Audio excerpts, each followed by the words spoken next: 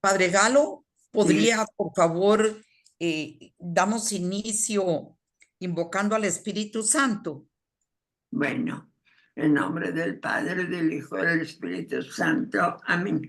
Para nosotros el Espíritu Santo no es una palabra más, no es algo muy etéreo, a pesar que no tiene figura humana ni de otra clase, pero lo vemos como persona y como tal es una relación infinita, para decir palabra más o menos correcta, entre el Padre y el Espíritu Santo, como el amor de los dos, pero personalizado, o sea, infinito, con el mismo poder, y constituye, siendo una relación, la tercera persona divina.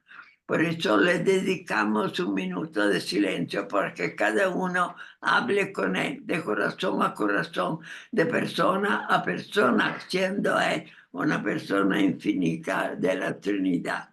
Así que dedicámosle un minuto de silencio para que nos asista a lo largo de nuestro trabajo de interpretación. Gracias.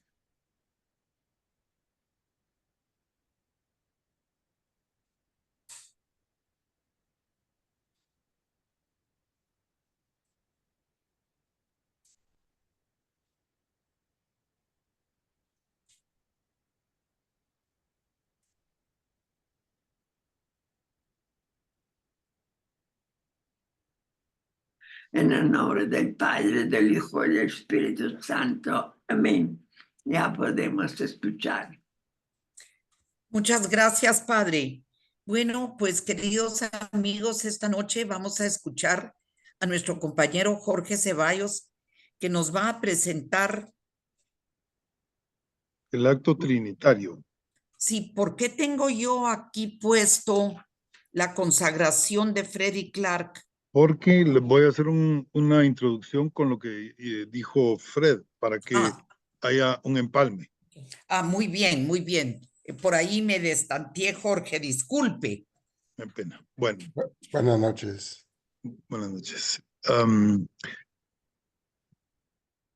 Voy a tratar de llevar esta reflexión que con privilegio nos han permitido tener, sin antes mencionar estas palabras que creo que son clave en todo esto que hemos venido alimentándonos, que hemos venido creciendo, que la Eucaristía.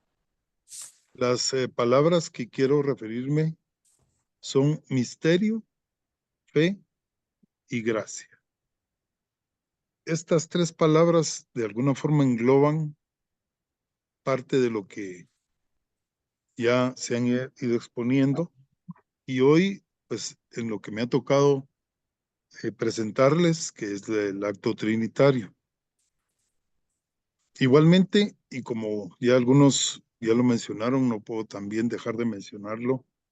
El día de hoy, pues, Dios nos da el privilegio en nuestra familia de tener un nuevo ser, y todo eso sigue siendo un misterio, al igual que la muerte sigue siendo un misterio. Entonces, hoy que vemos que nuestro Señor en la Eucaristía se hace un memorial de su muerte y de su resurrección, y como bien lo anotaba el Padre, aquí está inmerso en la consagración, que es la parte de la liturgia eucarística. En la consagración están inmersos las tres divinas personas, con la divinidad de Jesús, de nuestro Señor, ofreciéndose al Padre en obediencia, en unión del Espíritu Santo. Fred nos compartía, yo no pude estar la semana pasada, pero tuve el privilegio de leer su presentación, y voy a hacer solo una copia rápido de lo que él mencionó. Y lo digo porque cabalmente en la consagración parte lo que luego, una vez ya realizada la consagración por el otro Cristo, como es el sacerdote, ya partimos del acto trinitario. Fred nos compartía en la presentación que nos dio la semana pasada cómo inició cómo inició o cómo empezó el acto de consagración que en la liturgia eucarística se vino dando a través de los siglos. Ahí nos mencionaba, por ejemplo, como recordarán, lo que dijo el Concilio de Trento, lo que nos dice el Catecismo de la Iglesia Católica en sus numerales 1376, y luego nos mencionaba cuál de alguna forma era el fundamento bíblico y el desarrollo teológico que tenía la consagración. Como una forma de pincelada, solo señalamos lo que nos dicen los 3 evangelios sinópticos, Marcos, Mateo y Lucas.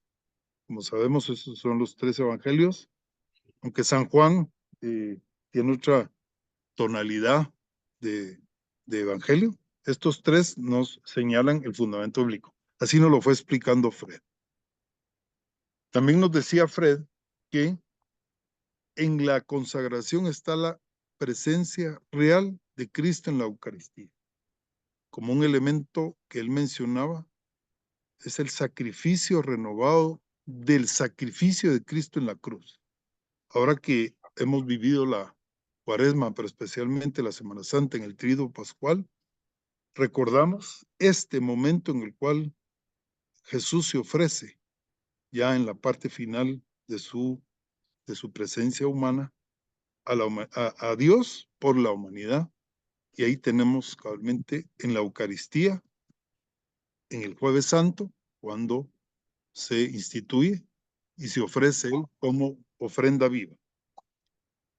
Nos decía Fred igualmente que la Eucaristía, además de constituir un sacrificio real de Cristo, es un banquete. Y luego nos hacía la referencia de todo lo que el Antiguo Testamento nos señala en relación a esa consagración. O sea, tanto la lectura del Antiguo Testamento como ahora el Nuevo hacen ese empalme en el cual la consagración viene a ser a partir del año 0, ¿verdad? Y Cristo, perdón con este problema que tengo de los perritos, pero en donde se inicia, y como nos lo refiere el Antiguo Testamento, en las referencias bíblicas que él nos empezó a citar. Hago toda esta referencia porque, tal y como el Padre nos lo ha enseñado y los demás expositores, tanto la razón como la fe van unidas. En esto la Iglesia ha sido ha hecho mucho hincapié, precisamente porque al tener la lectura y al tener esa, digamos, desarrollo del intelecto a través de la lectura que tenemos del Antiguo Testamento, inspiradas por Dios, vamos captando y asumiendo eso que durante los siglos se vino a dar con la venida de nuestro Señor y en la parte del momento en que Él se ofrece en cuerpo, alma y divinidad en la consagración eucarística. También nos enfocaba Fred lo que Scott Hahn, que es cabalmente el libro que nos permitieron darle lectura a la Cena del Cordero, señalando lo que Scott Hahn enfatizaba sobre la importancia de esa participación activa de los fieles en la Eucaristía. Y luego hace ver cabalmente los acuérdates. En la Eucaristía se ve que a través es el medio por el cual los creyentes entramos en el misterio de la redención de Cristo de manera más íntima y transformadora. Puede ser un pequeño paréntesis. Y aquí lo decía Fred en su conclusión y en su agradecimiento. Todos los que hemos participado en esta retroalimentación y reflexiones y riqueza, cada vez ahora que vamos a una Eucaristía, entendemos un poco más de ella, nos hace mucho más responsables, pero la vivimos con más plenitud. Menciono eso porque, como dice Scott Hahn, estamos inmersos en esa íntima y transformadora forma en que la Eucaristía nos va dando insisto, la transformación de cada persona. En este momento, ya que él nos concluyó haciendo ver la aclamación que se hace cuando ya está la consagración, y aquí es donde empieza la parte del punto que me toca exponer, esa aclamación, esa alabanza que Cristo le hace a Dios Padre en unión del Espíritu Santo, cuando Él, en aquel momento, si bien es cierto, un momento histórico, lo hizo, quedó grabado, pero a la vez se hace vivo y presente cada momento en que se celebra una Eucaristía y se lleva a cabo la consagración.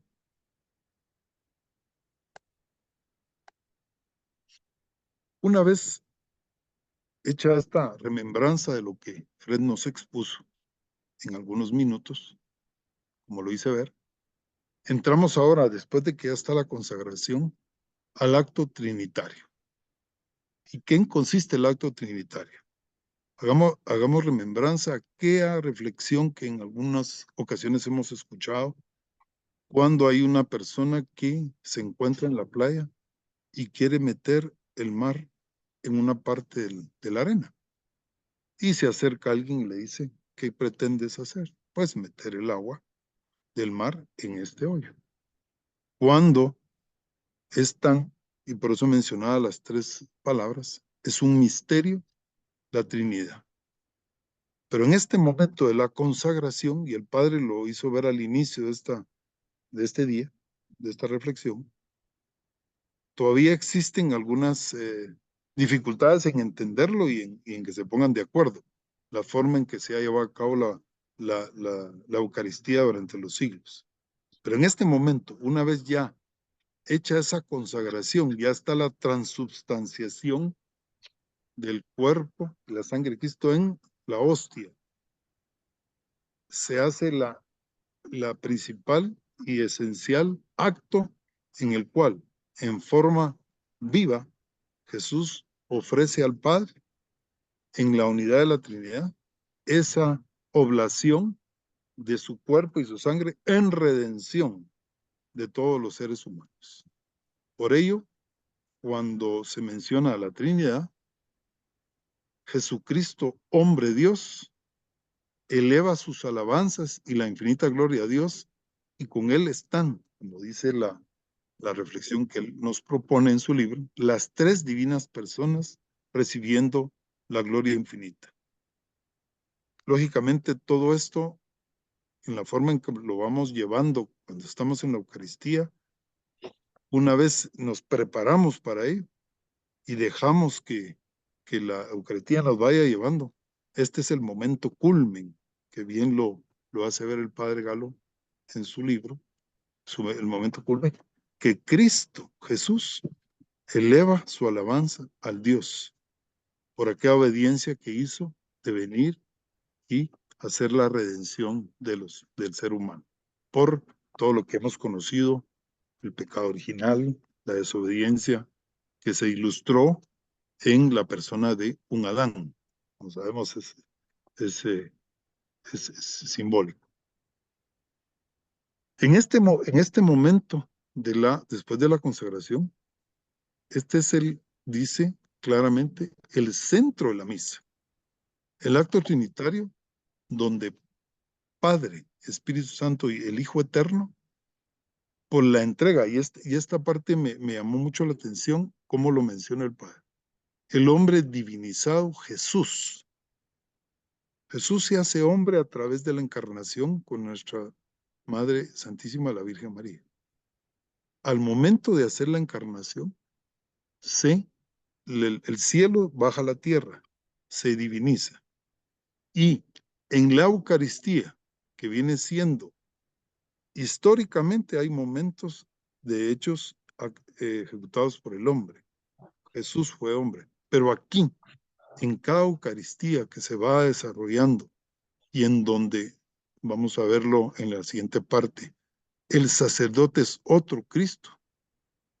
En ese momento, Jesús hace presencia de las tres divinas personas, porque ya se hizo la consagración y hace esa elevación de alabanza, de gloria por su pasión, muerte y resurrección.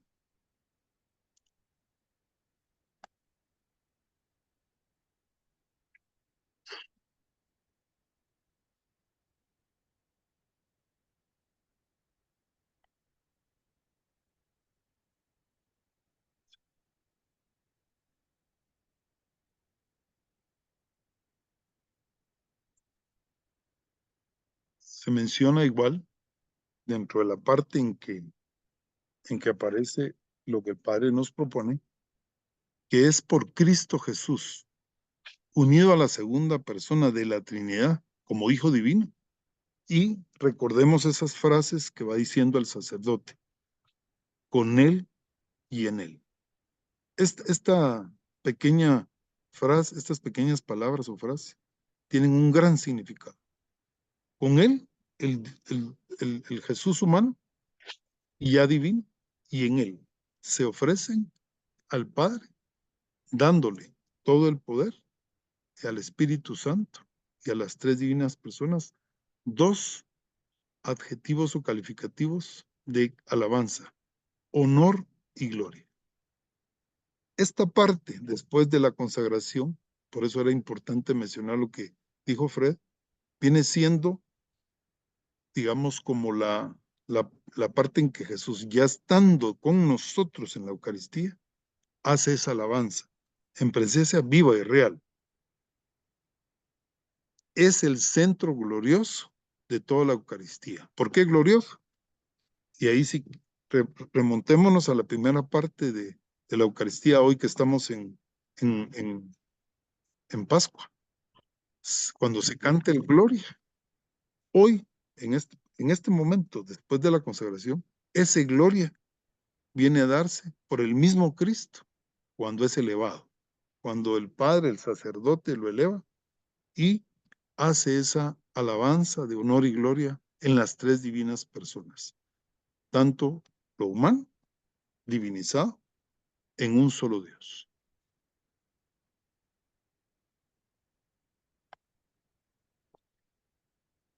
El Cordero Pascual inmolado en honor a Dios. El Cordero Pascual, recordemos, en la antigua alianza, eran corderos los que se sacrificaban.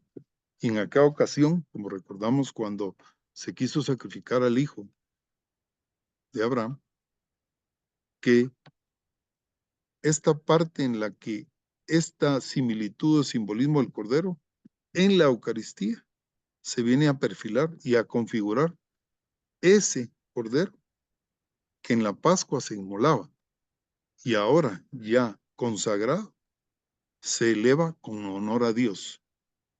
Dios Padre, Dios Hijo, Dios Espíritu Santo, cuando fue el momento de la pasión, y en este caso la pasión, eran las tres divinas personas que estaban ahí muriendo, pero por el misterio, por ese poder de Dios, se llega a la resurrección. Este momento, haciendo la similitud con la Eucaristía, es en el que ya pasó la consagración y se hace la elevación y se santifica el nombre de Dios que nos salva cumpliendo su divina voluntad.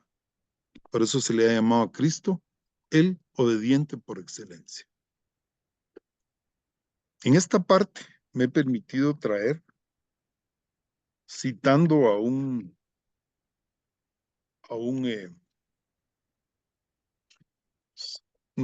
teólogo que hace relación a esta parte de la Trinidad. Voy a tratar de ser lo más breve, leer lo esencial para que vayamos configurando cabalmente el acto trinitario de elevación, en donde es Cristo el que subsume a las tres divinas personas en honor a Dios Padre y Espíritu Santo. Se dice aquí que al hacer el balance de la situación que presentan las plegarias eucarísticas de antes, de Oriente a Occidente, comenzando por la que está en la base de todas ellas, la de la tradición apostólica de Hipólito. No resulta difícil comprobar que la Trinidad y la Eucaristía son dos magnitudes tan inseparables, que la Eucaristía es una acción de la Trinidad y una acción que realiza la comunión del hombre con la Trinidad. Aquí hay dos elementos. La Eucaristía es una acción de la Trinidad, pero a la vez es una acción del hombre con la Trinidad. Por eso se hace la duplicidad entre Cristo, Dios hombre. La acción divina se realiza por el Padre, su Hijo, Jesucristo y el Espíritu Santo. Cada una de las tres personas en la Eucaristía juegan un papel específico. El papel del Padre es puesto de relieve en el hecho de que todas las anáforas, de esto nos hablaba Fred, están dirigidas a él, según el esquema clásico de paz, de Patré, per filium in Spiritus Sancto, ad Patrem. La plegaria eucarística proclama que el Padre es la fuente y origen de la acción salvífica y de todas las acciones de las demás personas de la Trinidad, así como el término de toda la acción salvífica. Aquí hacen hincapié en el Padre, es el origen, y es por eso que a Él dirige todas las alabanzas y acciones de gracias por los beneficios pasados y presentes de la redención. Recordemos que Cristo redimió a todos los que ya habían partido, que han fallecido, que habían muerto, y los que estaban en ese momento y en el futuro, y vendrá la segunda venida.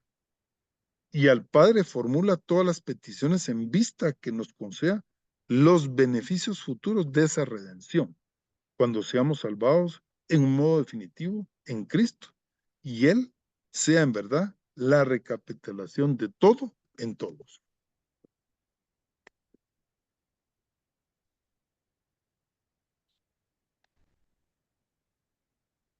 El papel del Hijo, Padre Galo lo mencionaba al inicio, Jesucristo aparece a lo largo de toda la celebración eucarística y pone de relieve su papel de mediador, es decir, el que tiene la capacidad de reunirnos y de ofrecer por y con nosotros el sacrificio agradable al Padre.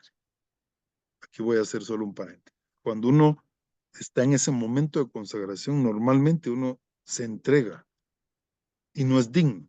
Sin embargo, es Cristo el que permitió por ese acto de redención que seamos otros hijos, herederos de esta salvación.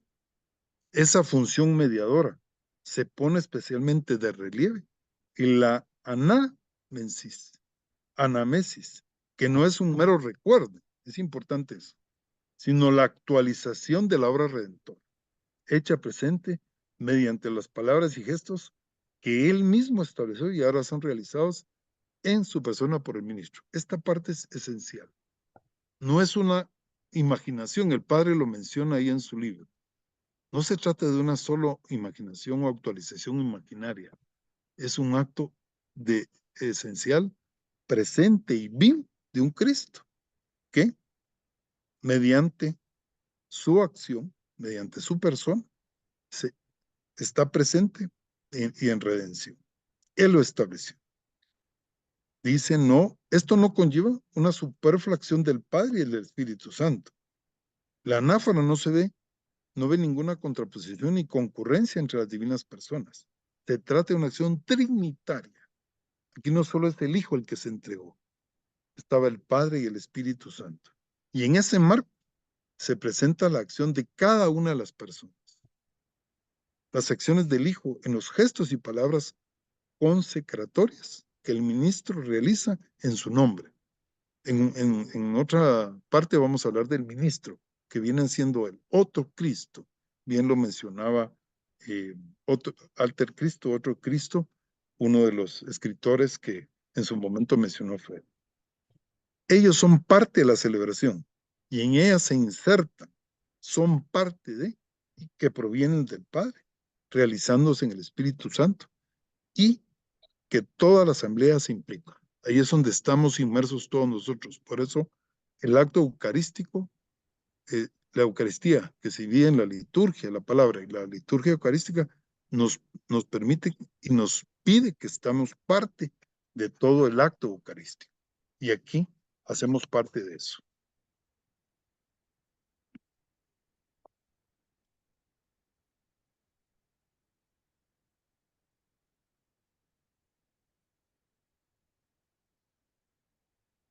El papel del Espíritu Santo, que es la tercera persona de la Santísima Trinidad, aparece especialmente destacado en la epíclesis sobre las ofrendas y sobre la iglesia. Están las ofrendas dadas y la iglesia que somos todos. La anáfora profesa abiertamente tanto la consagración de los dones como su eficacia salvífica cuando lo reciben los comulgantes y son obra del Espíritu Santo. Así como fue obra del Espíritu Santo la encarnación, en el momento de la Eucaristía es obra del Espíritu Santo esa consagración que hace el sacerdote. Y ahora, cuando nosotros participamos en la comunión, al comulgar en ese pedazo de pan y a veces en la especie del vino. Como es lógico, cae más allá de su ámbito de preocupaciones preguntarse si la Trinidad y la Eucaristía acerca de cómo se armoniza esa actividad consagrada de los dones con las palabras institucionales dichas en la persona de Cristo. En el momento en que nacen las anáforas, aún faltan varios siglos para que tal preocupación aparezca en el horizonte de la reflexión teológica. Esto lo menciona este teólogo. Además, es esta y no hay a quien le corresponde preguntarse por los cómo, los cuándos, los porqués y los para qué. A la anáfora, como la liturgia en general, le basta y le sobra celebrar la fe que profesa. Este dato de la fe es importante. Cuando iniciaba la reflexión, las palabras que mencionaba, misterio, fe y gracia. Este momento es muy importante. Ahí entra el acto de fe. Esa fe la encuentra en la revelación tal y como lo vive la iglesia. Ahora bien, la revelación es vivida por la iglesia desde sus mismos orígenes como una historia de salvación, proyectada por el Padre, realizada por el Hijo y consumada por el Espíritu Santo, para realizar la comunión del hombre con la Trinidad, de modo imperfecto mientras esté en vía y de modo perfecto cuando esté en patria. Estamos en camino. No somos huéspedes, somos peregrinos y en cada momento de la Eucaristía vamos realizando este imperfecto, pero se va realizando para cuando llegue el momento final. Es por eso, dice, a la anáfora le resulta connatural la celebración de la Eucaristía como acción de las tres divinas personas.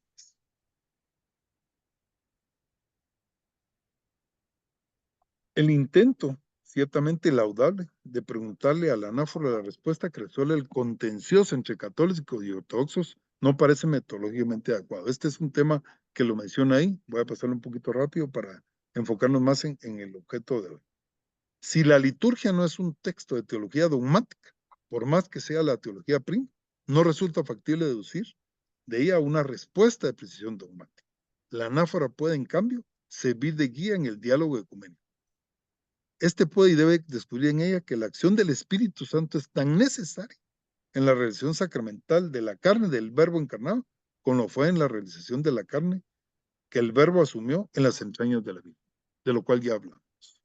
Asimismo, que fue ese Verbo encarnado el que con su muerte y resurrección y ascensión, las tres, muerte, resurrección y ascensión, hizo posible el sacrificio que él mismo instituiría como sacramento. Retrocedamos a ese jueves, el primer día del triduo pascual.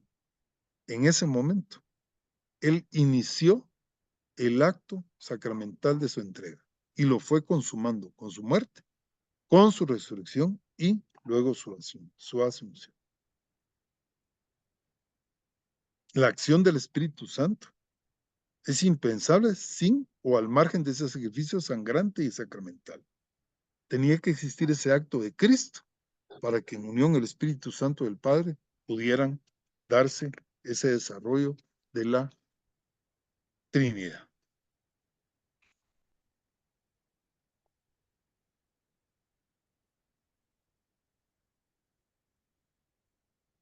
Señala este teólogo desde la perspectiva del primer milenio es desde la que es urgente separar el tema de la presencia, acción, Espíritu Santo de la cuestión de la eficacia de la epíclesis y cómo se armonizan la eficacia de esta con la del relato institucional. Dice él, ni la epíclesis puede servir para que los ortodoxos anatematicen a los católicos, sean anatemas, ni las palabras institucionales para que estos anatematicen a los ortodoxos. Es de doble vía.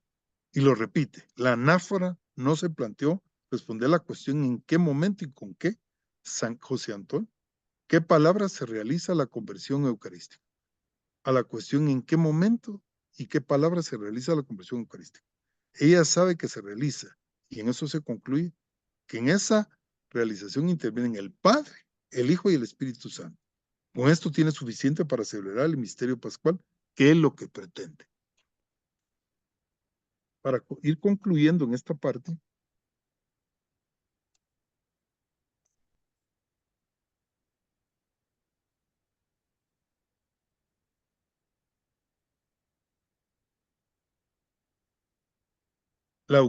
dice José Antonio Abad, el teólogo, que la Eucaristía se encuentra en el centro del misterio cristiano pascual y trinitario. Pascual, ofrecimiento, y trinitario porque intervienen las tres divinas personas. Es el sacrificio de Cristo ofrecido al Padre con la cooperación del Espíritu Santo.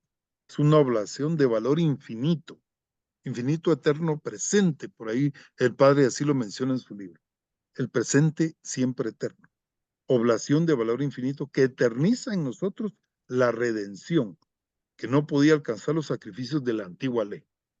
Recordemos que ese es en el Antiguo Testamento. Se tenían los sacrificios que no fueron suficientes y por ello el Hijo se ofreció como redentor ante el Padre.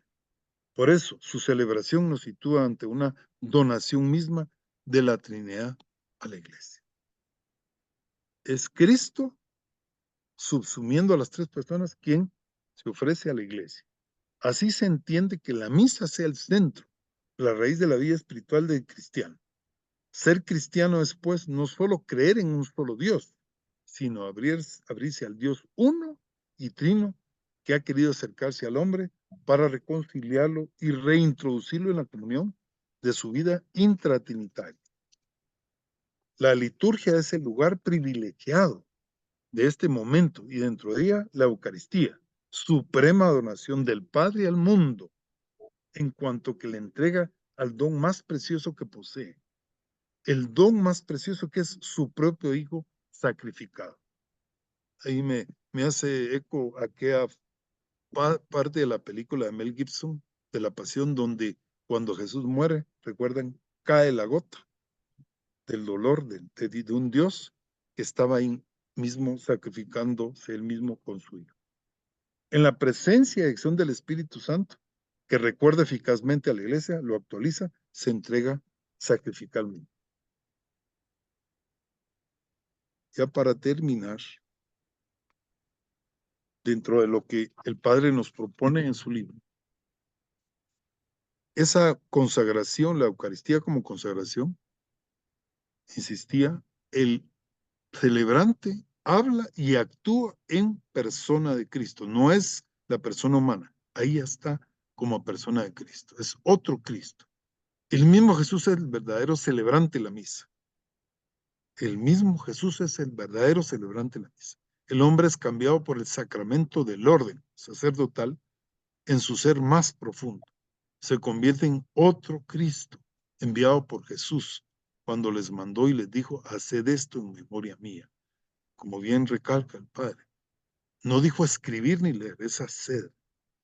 Les dio un carácter que le imprime la esencia de ser otros Cristos.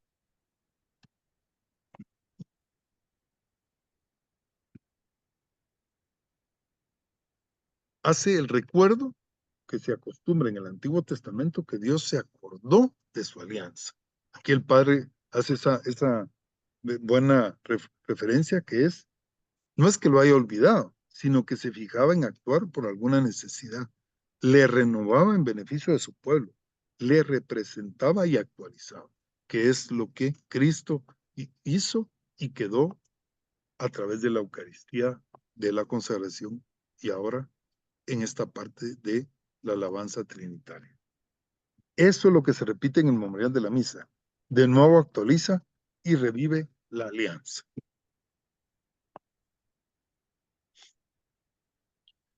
La oblación, la palabra oblación, la entrega, el ofrecimiento. No es, como ya se mencionó antes, un solo recuerdo imaginario. Es un memorial, es decir, se vuelve a repetir presencia viva, tiene la carne de Jesús en su humanidad gloriosa. Él es nuestra ofrenda, es el celebrar el memorial de su pasión salvadora de Hijo. Te ofrecemos en esta acción de gracias el sacrificio vivo y santo. Son palabras que dice el sacerdote, el otro Cristo. Evoca el instante de su muerte y la entrega al Padre por la vida eterna. Es el encuentro del Padre, el instante que dura por la vida eterna, el instante que dura por la vida eterna, sin fin, y de ser por siempre un presente. Todas estas juegos de palabras vienen a enfocar ese momento presente de la consagración y luego la alabanza trinitaria en el acto trinitario es un presente eterno. Termino y traigo acopio. Bueno, faltaba una parte. En la intercesión, luego tiene la intercesión que oímos al Padre desde el inicio de Padre Galo, cuando él celebra la Eucaristía, lo pide desde el inicio y aquí se pone a las personas que han partido, los difuntos y los vivos, siendo eco de los enfermos o de las personas que inclusive están de cumpleaños. La conclusión la tomo de, si ustedes tuvieron la oportunidad de leer Prensa Libre del día sábado, y leer a Monseñor Mario Molina. Él es el obispo de la diócesis de Los Altos. En su reflexión que pone cada semana, en este caso se llama La duda y la fe. Léanlo todo, pero me quedo con la última parte y la voy a leer por lo rico que es. Él hace alusión a los momentos que se están viviendo de las lecturas evangélicas, donde Cristo hace su aparición a los discípulos de Maús, a Tomás, etcétera, pero pone en duda, en su reflexión hace ver que esa duda de si estaba o no resultado es lo que le dio la fuerza a la fe. Entra la razón y la fe, pero él concluye, esta es la parte que leo. En efecto, dice, el hecho de que los evangelios declaren sin ambages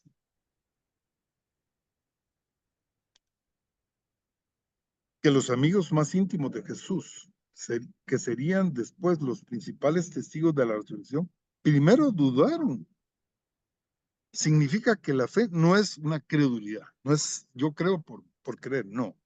No es una aceptación de algo que no se entiende por puro voluntarismo asertivo. En el caso de los primeros discípulos de Jesús, la duda se resolvió con las apariciones. En el caso de los que hemos venido después, nosotros, hoy, el camino de la fe exige en primer lugar examen de esos testimonios que leemos en los evangelios, en las lecturas y en los libros de la tradición. Es convicción propia del catolicismo que fe y razón se apoyan entre sí. La fe exige razonamiento previo y comprensión posterior, pero también es convicción católica que el puro razonamiento tampoco lleva a la fe, sino que el asentimiento es posible gracias a una persuasión interior de origen divino. Situándonos en el momento de la Eucaristía donde empezamos a sentir un cambio que es desde inicio, pero luego de recibir la Sagrada Comunión.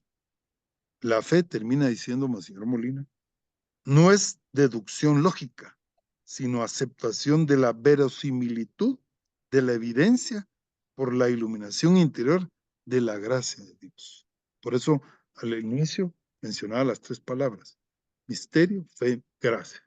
Es esa gracia, y hoy que estamos tocando este punto del acto trinitario, es por gracia de Dios que vamos a asumirlo. Entenderlo es imposible, asumirlo. Con eso me quedo y doy gracias por la oportunidad de haber compartido estas pequeñas reflexiones.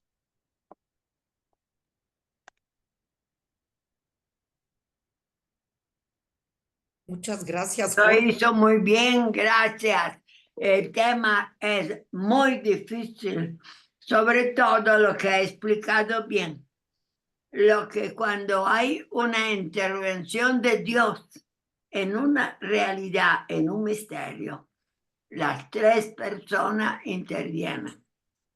Entonces, ese acto trinitario tiene como base la actividad creadora de Dios. Cuando se trata cada misa, hay como una especie de creación en donde Cristo se hace presente, pero también la Trinidad se une en el acto supremo de la ofrenda, de la elevación de la alabanza. Es realmente cuando uno se pregunta a propósito de una misa, dice, pero ¿cómo es que esa misa alaba a Dios? ¿Cómo es que la alabanza de la misa es una gloria que llega hasta la divinidad para glorificarla? Entonces no hay más ningún otro lugar preciso en toda la Eucaristía más que ese momento trinitario. Pues eso implica la acción de la Trinidad dentro de este misterio, en la cual Cristo sigue siendo el centro, sigue siendo el mediador, como hijo de María. Jesús, hombre asumido por la segunda divinidad que es el Hijo, pero ahí nomás, de ahí en adelante, ya entra en el misterio, porque el Hijo de Dios, el Hijo de María, es también unido a la segunda persona de la Trinidad. En esta unión, el hecho de filtrar, digamos, la gloria que viene de las tres divinas personas, pasa a través de él y entra en la totalidad de alabanza a Dios. Esa idea la expuso bien. El problema de la discusión es la manera cómo formular esta unidad y trinidad de la acción. Porque cuando Dios crea algo, un misterio que se realiza, siempre intervienen las tres personas. O sea, la unidad de Dios va por encima de la diferencia de las tres personas. Entonces, el acto trinitario la vuelve a unir, porque hasta ese momento hemos seguido a Cristo, hemos visto la transfiguración, la transustanciación. Cristo está presente ahí como hombre y como Dios. Pero la alabanza viene filtrada por él, pero es acción al mismo tiempo de las tres divinas personas. Por eso que hemos llamado esto acto trinitario, porque realmente las tres personas intervienen sin quitarle esa especie de mediación, esa prioridad que tiene el Hijo encarnado en ese hombre que es Jesucristo. Pero a través de él. Lo ha dicho muy bien. Así que gracias a todo el trabajo que ha hecho y se oyó muy bien y este aspecto de la colaboración de las tres divinas personas en un acto mistérico como este de alabar a Dios no es fácil de entender, precisamente porque la Trinidad actúa como unidad con él, pero el eje, para decirlo así, el mediador de esta unidad es Cristo, sigue siendo él, el hombre encarnado que se murió sobre la cruz y se sigue dando al Padre como víctima, sigue siendo un sacrificio expiatorio, pero al mismo tiempo de alabanza, o sea, de glorificación. Dentro de la historia de la salvación, este momento es un momento importante, fundamental, porque une todo lo que son los planes de Dios y se concentran en el momento de la alabanza, de la gloria que el hombre da. Uno se pregunta, ¿y esto aumenta la gloria de Dios infinito? Evidentemente no. Es externo a Dios, pero está operado por el mismo Dios, como Dios crea todas las cosas y ya también realiza este misterio.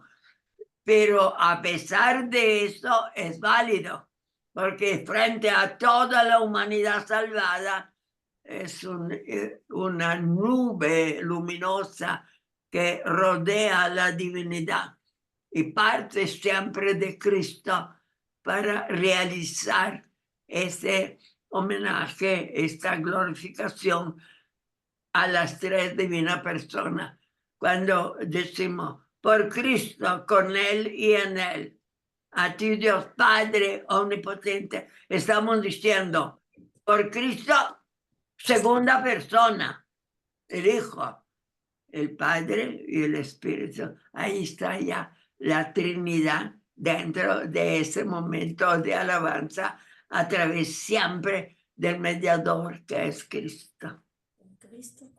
Pero ya vamos a escuchar comentarios. Para mí ha sido brillante, muy bonito. Gracias por su trabajo, por haberle dado el enfoque en diferentes aspectos, aunque se trata de un misterio que siempre queda un lado en sombra, oscuro, que nuestra mente. Pero ha dicho bien usted hablando de la fe, que la unión de lo racional y de la voluntad. O sea, la fe no es un acto voluntario ciego, como así, a lo loco. Creo porque creo en nada, pero siempre está acompañado por un razonamiento, o sea, una parte racional que viene a fundamentar el acto de fe que el cristiano puede realizar. Gracias por eso. Hay muchos aspectos, pero ya los ha tocado, así que vamos a escuchar si hay preguntas, comentarios para poder utilizar el último espacio que tenemos. Gracias. Muchas gracias, Jorge. Muchas gracias, Padre Galo, por sus aclaraciones. Tenemos 10 minutos antes de finalizar la clase. Por si alguien tiene algún tema que quisiera discutir, este es el momento. Una pregunta. Si hay alguien que así lo quiere, por favor, levante su mano.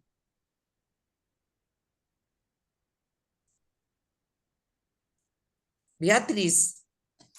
Sí, Jorge, muy linda tu presentación, muy interesante, y a mí siempre me ha fascinado el tema de la Trinidad y ese momento de la misa. Y no sé si voy a decir una herejía, pero algo que siempre he pensado, siempre he tenido como en la cabeza es que realmente siendo Dios uno, pero trino, ¿verdad? Pero uno, siempre he pensado que realmente Dios fue crucificado, Padre, Hijo y Espíritu Santo fue crucificado.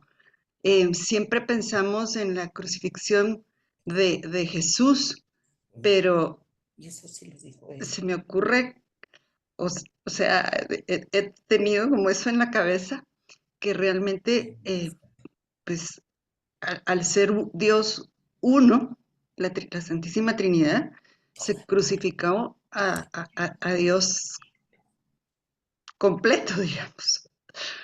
No sé si estoy diciendo una tontería.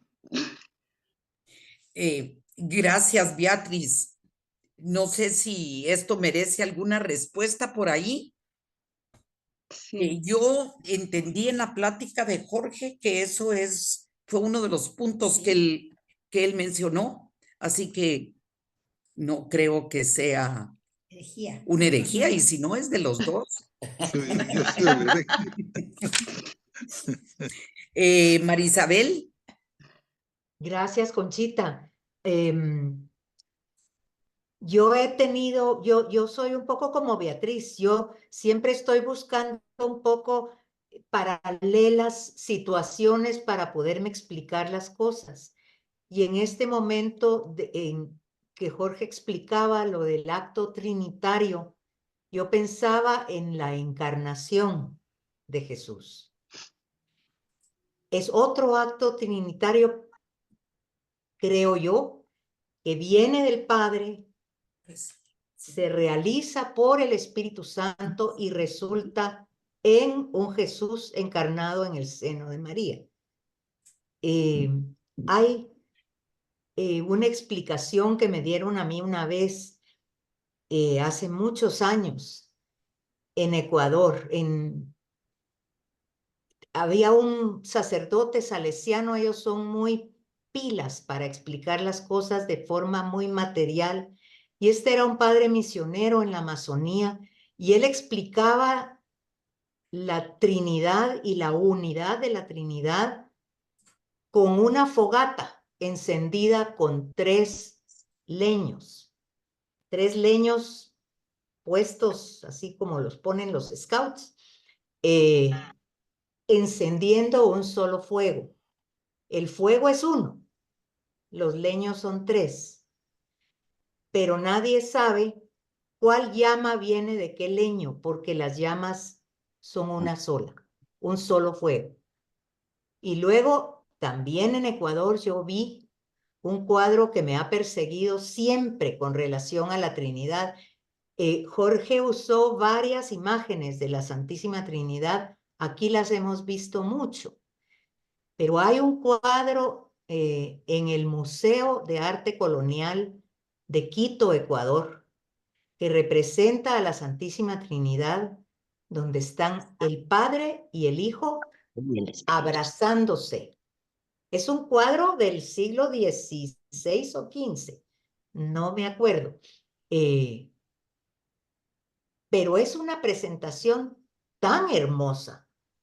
Ese abrazo entre el Padre y el Hijo con el Espíritu Santo en medio, a mí siempre me impresionó, porque eso es Dios, es el amor inseparable. No sabemos cómo, pero es amor filial, amor tierno, amor infinito, representado en un abrazo.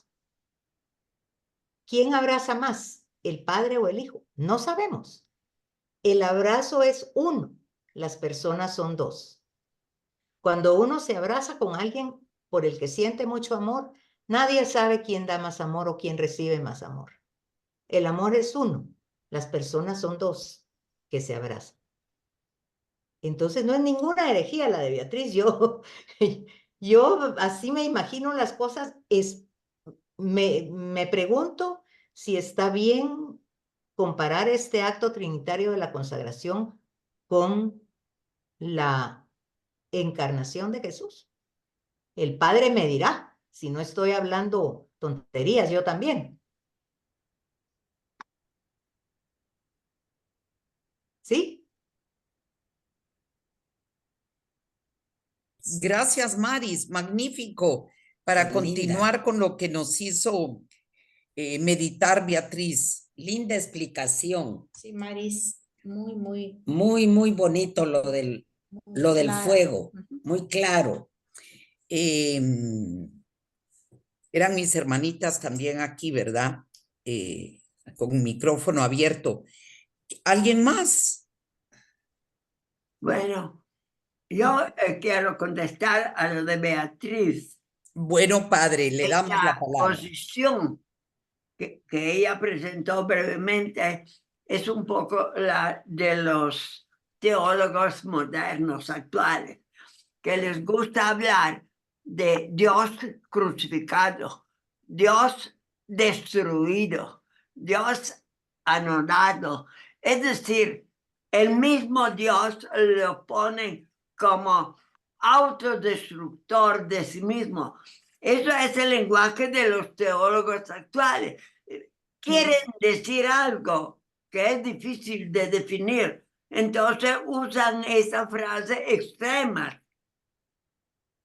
Dios no puede autodestruirse porque es el infinito, es Dios.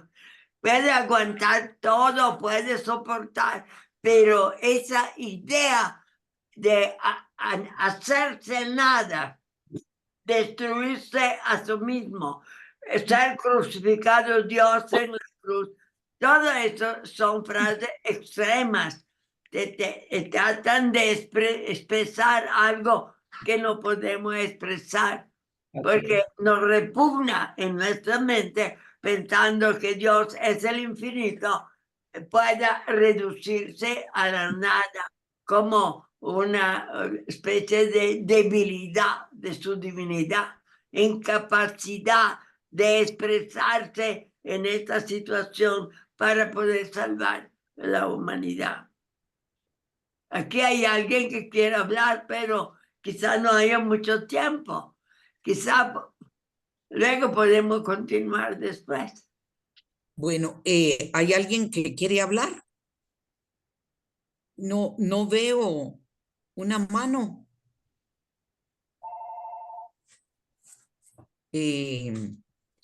Gracias, padre. Perdón. Tal vez, ¿Verdad?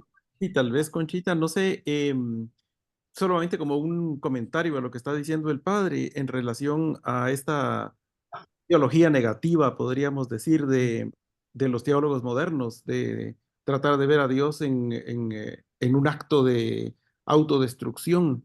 Quizá es mejor recurrir, y el padre me dirá si no estoy mal, a la teología que se deriva de la filosofía tomista, en el sentido de que acto trinitario lo podemos entender en términos tomistas, filosóficos, como una teleología en acto. Dios de alguna manera se podría comprender de esa manera, como una teleología en acto que sería la única manera de entender el tema del presente eterno o de la eternidad como presente. No sé qué piensa el padre. No, estoy de acuerdo y acepto cualquier otra formulación, con tal que uno sabe que ese lenguaje es solo una breve aproximación a una verdad que es infinita. Por lo tanto, tenemos la imposibilidad de expresarlo en un lenguaje humano. Exacto. Ok. Bueno, estamos más aclarados con lo que el padre nos dijo ahora. ¿Alguien más que quisiera hacer algún comentario? Yo, padre, sí tengo una pregunta específicamente para usted. Cuando decimos con Cristo, ¿cómo es? Con él y en él. Con Cristo, Con con Cristo, Él Y en él. en Él. Ese en Él, ¿me podría decir usted cómo entiende esa última frase? Y en Él. Bueno, yo creo que, ¿cómo se llama? Jorge Eduardo podría contestar. De alguna manera ha hablado de esto, en esta incapacidad que podemos de entender al mismo tiempo esa unidad en que Dios, Él está con las tres divinas personas y las tres actúan, pero cada una de una manera diferente. No pierden la identidad de las personas, pero están operando en un milagro, en una acción que no es interna a la divinidad, sino externa. Es decir, es como una creación, la cual se agrega a la divinidad, le da gloria, todo lo que hay, pero no toca profundamente porque ya existe la vida interna dentro de esta divinidad y esa no la podemos cambiar ni la podemos tocar.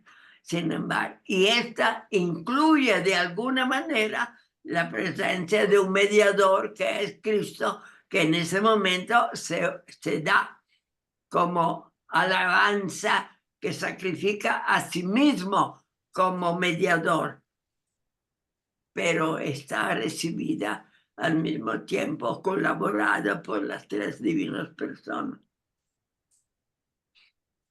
Yo creo que le estoy dando vuelta alrededor, que no avanzamos mucho en eso. Sí. Muchas gracias, Padre. Entonces, como hemos llegado al final de nuestro tiempo, y si no hay nadie más que quiera hacer un comentario, pues nos despedimos, Padre. Hasta la próxima. Antes de que empezáramos la clase de hoy, les hice un recordatorio para que lean avisos urgentes unos y Grupo San Ignacio otros, para que por favor respondan a la encuesta de quienes vamos a poder acompañar a Padre Galo el día 23, si es que no lo han hecho. Así que muchas gracias por colaborar de esa manera. Y Padre, entonces nos quedamos ya solo en espera de su bendición, por favor. Bueno, demos gracias al Espíritu Santo, así como lo hemos invocado al principio, ahora más íntimamente, más iluminados por este fenómeno del acto trinitario, entregamos nuestra ignorancia, pero nuestro deseo de conocer más de Él. Y le agradecemos habernos asistido en todo ese proceso de conocimiento para aumentar de alguna manera la base de nuestra fe. Te lo pedimos, Señor, te agradecemos, Espíritu Divino, para que haga de todos nosotros una unidad, que es tu iglesia, y vivamos intensamente tu palabra para transformarla en obra de santidad en nuestra vida. Te lo pedimos por Cristo nuestro Señor. Y la bendición de Dios Todopoderoso, Padre, Hijo y Espíritu Santo, descienda sobre todos ustedes y permanezca siempre. Amén. Gracias por haber estado. Igualmente a todos. Gracias, Regalo. Padre. Gracias, Estuardo. Gracias a todos. Gracias, Jorge. Dios, gusto de verlos. Padre. Osvaldo, Anabela, gusto de verlos. Feliz noche. Buenas noches. Buenas noches. Buenas noches, muchas gracias. Buenas noches, hermanitas. Dios Pini. Dios Chao, Pini. que pasen buenas Gracias, Jorge. Enhorabuena, que duerma. Sí, gracias. Ahora no va a dormir de los nervios. Por bebés. Ay, sí. Ya se Qué han- alegre, Felicitaciones, Jorge. felicitaciones, una bendición. Muchas gracias. Un abrazo. Feliz noche. Gracias, Freddy.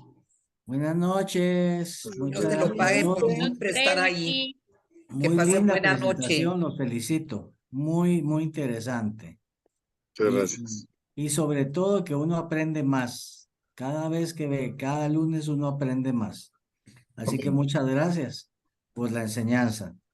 Muchas bendiciones y felicitaciones por el nieto.